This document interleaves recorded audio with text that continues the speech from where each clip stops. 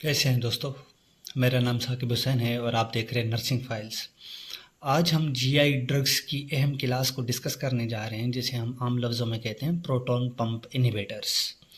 वो ड्रग्स जो आपकी एच पाइलरी, अल्सर्स और गर्ड जैसी डिजीज़ को ट्रीट करने में अहम किरदार अदा करती हैं।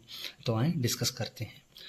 प्रोटॉन पंप इनहिबिटर बेसिकली आपकी सप्रेस करते हैं हाइड्रोक्लोरिक एसिड की सिक्रीशन को स्टमक में, और ये आपकी 6 किस्म की होती हैं इनहिबिटर्स। सबसे पहले अहम नाम आता है आपका ओमिप्राजोल का। अच्छा, एक चीज़ याद रखिए हमेशा कि प्रोटॉन पंप इनहिबिटर को कि लास्ट में हमेशा आपका जो है वो प्राजोल आएगा। ये हमेशा याद रखिए कि प्रोटॉन पंप इनहिबिटर के लास्ट में के नाम में हमेशा प्राजोल आएगा। तो ओमिप्राजोल सबसे अहम, राइजिक वगैरह जैसे आप देखते हैं, ये आपका 20 और 40 ग्राम में आता है। इस ओमिप्राजोल निग्ज़म बहुत अहम है, 20 और 40 में आता है। लेंसोप्राजोल, डेक्सालेंसोप्राजोल, पेंटोप्राजोल एंड रिबाप्राजोल, ये आपकी 6 क्लास ऑफ जो है वो ड्रग्स हैं जो आपकी प्रोटॉन पंप इनहिबिटर में आती हैं। अगर हम इनके मोड ऑफ एक्शन की बात करें तो ये क्या करते हैं कि प्रोटॉन पंप जो होता है हमारे पास बेसिकली चैनल आपकी पैराइटल सेल के ऊपर, यहाँ पर ये आपका बेसिकली पैराइटल सेल है सारे का सारा, और यहाँ पे ये आपका प्रोटॉन पंप चैनल है। तो ये क्या करते हैं कि इस चैनल का ये काम होता है, इसे हम कहते हैं हाइड्रोजन पोटेशियम एडोनिसाइन ट्राइफॉस्फेट एटीपीएस, आम लफ्ज़ों में से हम कहते हैं HK-ATPase एंजाइम सिस्टम। तो इस सिस्टम का बेसिकली काम ये होता है कि ये आपका पोटेशियम को इन्फ्लक्स करता है और H3O को जो है वो यानी कि हाइड्रोजन को क्या करता है आउटफ्लक्स करता है, जिसके नतीजे में क्या होता है कि आपका जो HCl होता है वो आपके स्टमक की लूमिन में आ रहा होता है बाहर। तो ये क्या करता है कि इसको जाके ब्लॉक करता है आपका प्रोटॉन पंप इनहिबिटर, यहाँ पे ये देख रहे हैं आप। तो इसके नतीजे में क्या होगा कि आपका एसिड वो बाहर नहीं आएगा, तो जिसकी नतीजे में क्या होगा कि गर्ड जैसी डिजीज़, अल्सर जैसी डिजीज़ को ट्रीट करने में बड़ी मदद मिलेगी। तो इन ड्रग्स का बेसिकली ये काम होता है। तो यही बेसिकली यहाँ पे लिखा हुआ है कि proton pump inhibitor suppress gastric acid secretion by specifically inhibiting the hydrogen potassium adenosine triphosphate, जिसे हम आम लफ्ज़ों में कहते हैं HK-ATPase enzyme system on the secretory surface of gastric parietal cells. अगर हम प्रोटॉन पंप इनहिबिटर की इंडिकेशन की बात करें तो यानी ये किन किन डिजीजेस को ट्रीट करने में मदद देता है, तो short term treatment of active duodenal ulcer, GERD, erosive oesophagitis, benign active gastric ulcers. उसके अलावा long term treatment of pathological hyper secretory condition जैसे जोलिंगर सिंड्रोम हो गया, maintenance therapy for the healing of erosive oesophagitis and ulcers. इसको हम बड़ी ही एक bacterial infection के लिए भी यूज़ करते हैं बहुत ज़्यादा, तो वो बैक्टीरियल इन्फेक्शन है आपका H. Pylori infection, gastric ulcers का मेजर कॉज। तो ये क्या करता है H. पाइलरी को ट्रीट करने में अहम किरदार अदा करता है। तो इसको हम एज अ कॉम्बिनेशन थेरेपी के साथ यूज़ करते हैं, हमेशा एमॉक्सिसिलिन और क्लेथ्रोमाइसिन के साथ, ये याद रखिएगा। तो अगर हम प्रोटॉन पंप इनहिबिटर की फार्माकोकाइनेटिक्स की बात करें तो इसोमिप्राजोल आपका ओरल और IV, lansoprazole oral IV, pantoprazole oral IV, rabeprazole आपका सिर्फ ओरल, डेक्सालेंसोप्राजोल ओरल और ओमिप्राजोल आपका जो है वो ओरल और आईवी के थ्रू दिया जाता है। हमारे पास कोई ऐसी एडिकेटेड स्टडीज़ नहीं है अभी तक कि ये ड्रग्स पीपीआईज प्लेसेंटा और ब्रेस्ट मिल्क को क्रॉस कर सकती हैं या नहीं, लेकिन अभी जो करंट स्टडीज़ हैं वो ये कहती हैं कि ओमिप्राजोल जो है वो आपका क्रॉस कर सकता है। इसकी वजह से क्या है कि इसको कॉन्ट्राइंडिकेटेड किया गया है प्रेगनेंसी में, जो कि मैं आपको जाके आगे बताऊंगा।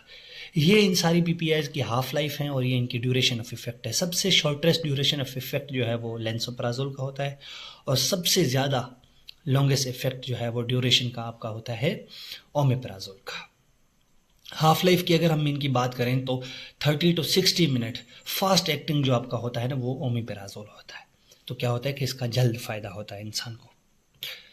अगर हम इनके एडवर्स इफेक्ट की बात करें तो एडवर्स इफेक्ट इनका सीएनएस में डिजीनेस, हेडेक कॉमनली सीन किया जाता है, asthenia, loss of strength, vertigo, insomnia, apathy, और हमारे पास क्या है ड्रीम एबनॉर्मलिटीज़ जो है वो भी ऑब्जर्व की जाती हैं। जीआई इफेक्ट की अगर हम बात करें तो इसमें diarrhoea, abdominal pain, nausea, vomiting, dry mouth और टंग एट्रोफी भी देखी जाती है। अपर रेस्पिरेटरी ट्रैक सिम्टम्स की अगर हम बात करें तो कफ, स्टफी नोज, हॉर्सनेस और एपिटैक्सिस।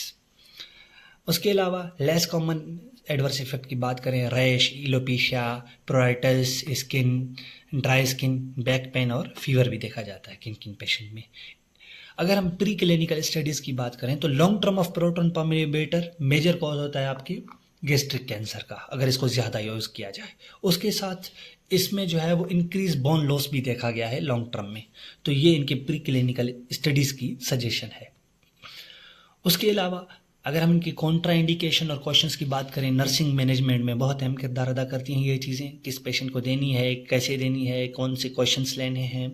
प्रेगनेंसी में आपके ओमेप्राजोल जो है वो कॉन्ट्रा इंडिकेटेड है। ड्रग इंट्रैक्शन की अगर हम बात करें तो डिजॉक्सिन और कीटोकेनाजोल जो है वो नहीं दी जाती हो पीपीआईज के साथ। क्यों? क्योंकि पीपीआईज की वजह से क्या होता है कि जो है वो गैस्ट्रिक पीएच चेंज हो जाती है, जिसकी वजह से क्या होता है कि इनकी एब्जॉर्प्शन बहुत ही लो हो जाती है, ये एब्जॉर्ब सही से नहीं होती। ओरल एंटीकोगुलेंट की अगर हम बात करें तो इसमें वारफ्रिन अहम आता है, ओमेप्राजोल।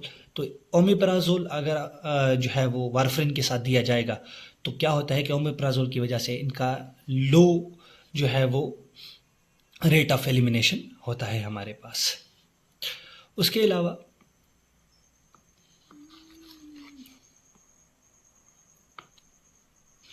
अलावा अगर हम एंटी कन्वर्जेंट की बात करें तो इसमें फिनोटिन, कार्बामिज़ापाइन, डायज़ेपाम, तो इनको जो है वो ओमेप्राजोल के साथ नहीं दिया जाता। क्यों नहीं दिया जाता? क्योंकि ये बिल्डअप हो जाती हैं इंसान की बॉडी में। तो इनका जो बिल्डअप होने की वजह से क्या होता है कि इनका एक्शंस जो है वो इन्हांस हो जाते हैं। एंटी प्लेटिलेट की अगर हम बात करें तो इनको भी ओमेप्राजोल के साथ नहीं दिया जाता। क्यों? क्योंकि इनकी वजह से जो है वो लो एक्टिवेशन होती है एंटी प्लेटिलेट की। तो ये हमारे पास ड्रग इंट्रैक्शन है। इन ड्रग्स के साथ अपनी पीपीआईज बेसिकली खास करके ओमेप्राजोल नहीं देनी, जैसे कि राइजिक। असेसमेंट और मॉनिटरिंग की अगर हम बात करें तो किसी भी पेशेंट को देने से पहले आपने बहुत सी चीज़ें असेस करनी होती हैं। तो वो असेसमेंट बेसिक होना लाजमी है, बेसलाइन असेसमेंट जिसे हम कहते हैं। तो ये देने से पहले पेशेंट के vital sign, neurological status, respiratory status, CPC, radiological endoscopic results, hepatic functions लाजमी देखने हैं। इलेक्ट्रोलाइट्स और विटामिन B12 की लेवल लाजमी देखनी है। अगर कम है B12 की लेवल तो सप्लीमेंट। उसके अलावा इन ड्रग्स की जो है वो मॉनिटर करने आपने therapeutic effect, adverse effect, change in clients condition, ये आपने लाजमी देखनी है। क्लाइंट को एजुकेट क्या करना है आपने इन ड्रग्स के बारे में, बहुत आता है क्योंकि नर्सिंग फील्ड में क्लाइंट एजुकेशन बहुत कम देखी जा रही है। तो हमने इस चीज़ को बढ़ाना है, क्लाइंट एजुकेशन को। तो ऑल प्रोटॉन पंप इनहिबिटर्स में आपने पेशेंट को हमेशा ये बताना है कि प्रोटॉन पंप इनहिबिटर देने का रीज़न क्या है, क्यों दे रहे हैं, किस तरह से ये काम करती हैं प्रोटॉन पंप इनहिबिटर, आपने उन्हें समझाना है। लेंथ क्या है इनकी प्रेस्क्राइब्ड ट्रीटमेंट की, कब तक देनी है, और फॉलो अप कब करना है। जब आपको सिम्टम्स आपके रिजॉल्व नहीं हो रहे तो आपने अपने हेल्थ केयर को आके फॉलो अप करवाना है। एडमिनिस्ट्रेशन ओरल जो है वो जब आप अपने ओरल के थ्रू ले रहे हैं तो आपने हमेशा बिफोर मील्स लेने हैं। आईवी इन्फ्यूजन आजकल देखा गया है, रुझान है टर्शरी केयर में, क्योंकि पुश के थ्रू पीपीआईज दी जाती हैं, कभी भी नहीं देनी। इन्फ्यूज़ करना है slowly at a prescribed rate. आपने कभी भी इन कैप्सूल्स को क्रश नहीं करना, स्प्लिट नहीं करना, ना ही च्यू करना है। अगर ये छोटे छोटे स्प्रिंकल ग्रेन्यूल्स की सूरत में भी आते हैं ना तो इनको टी स्पून में आपने एप्पल जूस के साथ उसको मिक्स करना है और उसको पेशेंट को कहना है कि आपने सोलो करना है उसे immediately, then take several sips of water. उसके अलावा इंक्रीज डाइटरी विटामिन B12। हमेशा पेशेंट को ये डाइटरी रिकमेंडेशन दें कि आपने अवॉइड करना है अल्कोहल, एस्पिरिन, नैसेड्स, कैफीन और स्पाइसी फूड। नैसेड्स आपका जो है वो अल्सर्स करने का, गैस्ट्रिक अल्सर का मेजर कॉज है।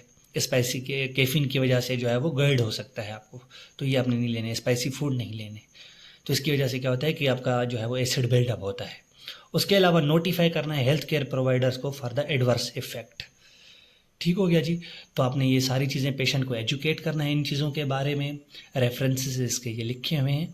तब तक के लिए दीजिए मुझे इजाज़त। इंशाल्लाह अपनी नेक्स्ट वीडियो में मिलते हैं, जो है GI प्रोटेक्टेंट्स के कौन से ऐसे हमारे पास सब्सटेंसेस हैं GI को जो प्रोटेक्ट करते हैं अल्सर हो गया या अल्सर होने से पहले, तो हम वो डिस्कस करेंगे। अल्लाह हाफिज़, अपना ख्याल रखिएगा। Thank you so much.